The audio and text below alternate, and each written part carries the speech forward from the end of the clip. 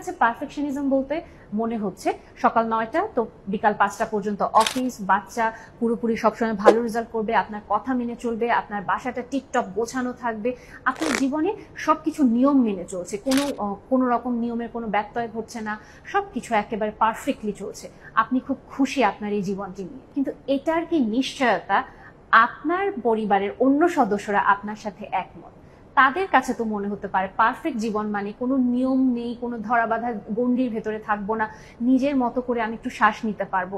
হ্যাঁ, কখনো কখনো আমার রুমটা একটু অগোছালো রাখবো, কখনো কখনো আমি গুছিয়ে রাখবো, কখনো আমি বিকেল 5টায় ভাত খাবো, তো কখনো আমি দুপুর 2টায় ভাত খাবো।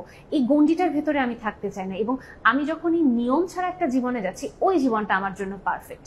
ওই মানুষটার কাছে সেটা পারফেক্ট, আপনার কাছে গণ্ডির ভেতরে নিয়মবদ্ধ একটা জীবন পারফেক্ট। এবং এই যে আমরা বলছি পারফেক্ট একটা লাইফ, পারফেক্ট লাইফটা অ্যাকচুয়ালি কারা ঠিক করছে? সমাজ ঠিক করে দিচ্ছে যে আপনি যখন এই অ্যাচিভমেন্টগুলো আপনার লাইফে আসবে, আপনি ফিল করবেন যে আপনার লাইফটা পুরোপুরি পারফেক্টলি যাচ্ছে। সমাজ তো পরিবর্তনশীল, অনবরত পরিবর্তন হয়ে যাচ্ছে, এবং আপনি যদি একটু লক্ষ্য করে দেখুন যে অন্য কাউকে আপনি যে বলবেন যে তার জীবনটা পারফেক্ট, আমরা আমাদের সোশ্যাল মিডিয়াতে 100টা ছবি তোলার পরে 99টা ছবি ফেলে দিয়ে একটা ছবি মাত্র পোস্ট করি। আসলে কি তাহলে কারো জীবন পারফেক্ট?